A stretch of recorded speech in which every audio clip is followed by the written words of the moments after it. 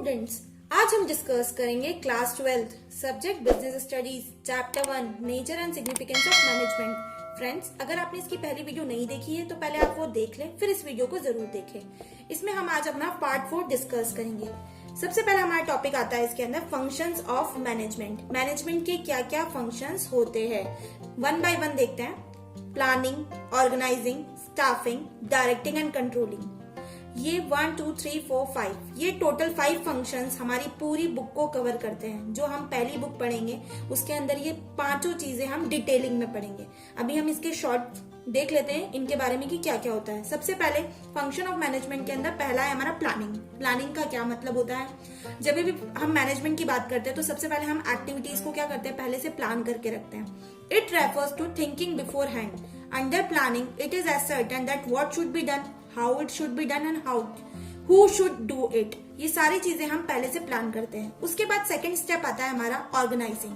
Under this the whole project is divided into various small jobs to assign these jobs to designated posts, to unite various jobs into one department, to clarify the rights and duties of employees, to be appointed at various posts and to define relationship among various posts। इसके बाद हम activity को organise करते हैं into various departments, कि हम department wise अलग अलग काम को एक्टिविटी वाइज ऑर्गेनाइज करते हैं। नेक्स्ट में हम बात करेंगे स्टाफिंग की। Staffing it refers to filling and keeping file the post with people.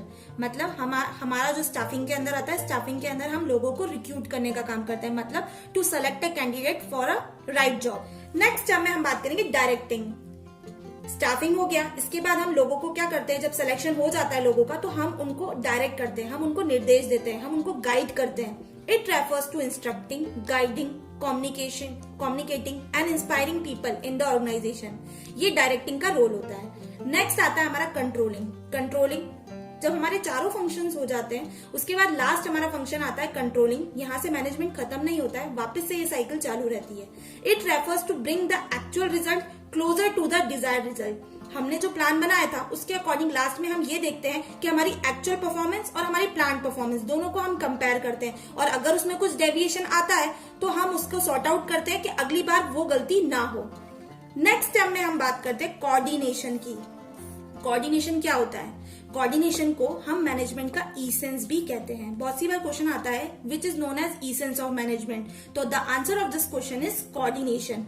अब कोऑर्डिनेशन का मतलब क्या होता है, अगर हिंदी में बात करें तो कोऑर्डिनेशन मीन्स सबके साथ समान भाव से रहना, मतलब हार्मनी पीस के साथ रहना, अपनी एक्टिविटीज को सब में समांतर रूप से बांटना। It is a process through which harmony is established among different activities of an organization so that organizational objectives can be successfully achieved। किसी भी ऑर्गेनाइजेशन में अगर कोऑर्डिनेशन से काम होगा तो ऑर्गेनाइजेशनल के गोल्स अपने आप ही अचीव हो जाएंगे। इसके हम एलिमेंट्स देखते हैं कि कोऑर्डिनेशन में क्या क्या एलिमेंट्स आते हैं। कोऑर्डिनेशन के 3 एलिमेंट्स हैं, इंटीग्रेटिंग, बैलेंसिंग और टाइमिंग। इंटीग्रेटिंग का मतलब होता है establishing integration among the interest of various parties. हम इंटीग्रेटिंग करते हैं कि लोगों की नीड्स के अकॉर्डिंग हम एक्टिविटीज को इंटीग्रेट करते हैं। नेक्स्ट है बैलेंसिंग। बैलेंसिंग के अंदर हमारे पास जो रिसोर्सेज अवेलेबल है हम उनका बैलेंस बनाकर चलते हैं कि हमें कितने डिपार्टमेंट्स में किस किस हिसाब से रिसोर्सेज को डिस्ट्रीब्यूशन करना है। नेक्स्ट है टाइमिंग। हम matching the timing schedule of various activities so that no one creates hurdle for others. हम टाइमिंग को इस तरीके से कोऑर्डिनेट करते हैं जिससे कि मिसमैच क्रिएट ना हो और एक दूसरे के बीच में हर्डल्स वाली प्रॉब्लम ना आए। नेक्स्ट टॉपिक में हम डिस्कस करते हैं friends nature of coordination. Coordination का नेचर किस तरह का होता है। First, coordination integrates group efforts. Coordination की वजह से आपस में ग्रुप एफर्ट्स, क्योंकि कोऑर्डिनेशन एक अकेले बंदे की बात तो है नहीं, आप जब एक्टिविटीज को कोऑर्डिनेट करने की बात कर रहे हो तो वो इंडिविजुअल की बात नहीं हो रही है, उसके अंदर ग्रुप एफर्ट्स की जरूरत पड़ती है। It is related to group effort not individual effort. The question of coordination does not arise if the job is done by one person only. अगर एक पर्सन काम करेगा तो कोऑर्डिनेशन की जरूरत ही नहीं पड़ेगी, इसलिए हम इसमें कहते हैं integrates group efforts. Second, coordination ensure unity of action means an effort is made to create unity among the various activity of an organization। Organisation के अंदर इस तरह का एटमॉस्फेयर क्रिएट होता है, जब हम कोऑर्डिनेशन से काम करते हैं तो एक यूनिटी क्रिएट होती है, एकता की भाव हमारे अंदर आता है।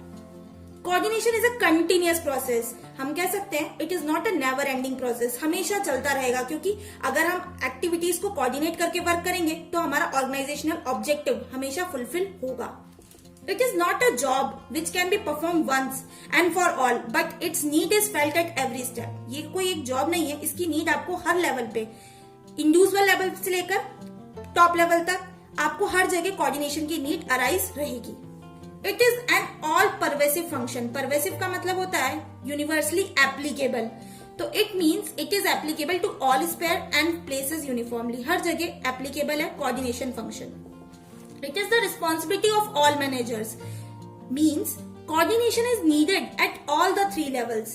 अब हम कोऑर्डिनेशन की बात करें तो कोई सा भी लेवल हो, टॉप लेवल हो, मिडिल लेवल हो, लोअर लेवल हो, तीनों ही लेवल पे हमें कोऑर्डिनेशन की जरूरत पड़ती है। And different activities perform at all the level are equally important. Thus, it is the responsibility of all the manager that they make efforts to establish coordination. तो ये सारे मैनेजर की इसकी रिस्पॉन्सिबिलिटी बन जाती है कि वो अपना ग्रुप एफर्ट्स दे, जिससे कि कोऑर्डिनेट करके एक्टिविटीज का वर्क हो सके और ऑर्गेनाइजेशनल का गोल अचीव हो सके। नेक्स्ट हम बात करते हैं इंपॉर्टेंस ऑफ कोऑर्डिनेशन। हमने कोऑर्डिनेशन देख लिया कि क्या कैरेक्टरिस्टिक्स होती है, अब हम देखते हैं कि क्यों जरूरी है कोऑर्डिनेशन, कोऑर्डिनेशन का इंपॉर्टेंस क्यों है मैनेजमेंट के अंदर। First, growth in size. When there is a growth in size, the number of people employed by the organization also increases. जब हम देखते हैं ऑर्गेनाइजेशन जब छोटी होती है तब उसमें कम लोग होते हैं, जैसे जैसे उसकी ग्रोथ बढ़ने लगती है नंबर ऑफ पीपल भी इंक्रीज हो जाते हैं। Thus to integrate the efforts coordination is needed, और हमें इन सब के एफर्ट्स को इंटीग्रेट करने के लिए कोऑर्डिनेशन की जरूरत पड़ती है। फंक्शनल डिफरेंशिएशन, हम बात करें what does functional differentiation mean. In a organisation there are separate department and different goals. हमने देखा कोई भी ऑर्गेनाइजेशन है उसका एक डिपार्टमेंट नहीं होता है, हर चीज के लिए सेल्स का अलग, परचेज का अलग, मार्केटिंग का अलग, तो हर एक के डिफरेंट डिफरेंट गोल्स होते हैं। The process of linking these activities achieve by coordination. But हम इस पूरे प्रोसेस को, इस पूरी एक्टिविटीज को अचीव करने के लिए हमें किसकी जरूरत होती है? कोऑर्डिनेशन की जरूरत होती है।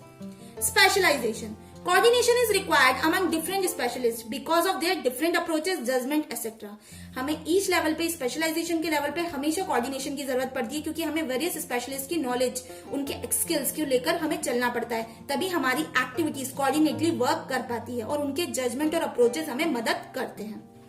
लास्ट हम इस चैप्टर के अंदर देखते हैं management in the 21st century. आज की बात करें, it means the new ways, trends, ideas, technique of doing business and make it possible to think of the organization as a global organization. आज के टाइम पे हमारे यहाँ पर ऑर्गेनाइजेशन के अंदर नए नए आइडियाज, नए नए वेज लाना, नई नई टेक्निक्स इंट्रोड्यूस करना और इस तरीके से सोचना कि जो हमारी ऑर्गेनाइजेशन है एक ग्लोबल ऑर्गेनाइजेशन बन सके और फ्यूचर में उसका स्कोप और ज्यादा बढ़ सके। ये ओवरऑल हमारा मैनेजमेंट 21st सेंचुरी में हमें बताता है। सो फ्रेंड्स, अगर आपको मेरी ये वीडियो पसंद आई है तो वीडियो को लाइक करें, शेयर करें और चैनल पे नए हैं तो चैनल को सब्सक्राइब करना ना भूलें। जल्द मिलते हैं नई वीडियो के साथ। Thank you.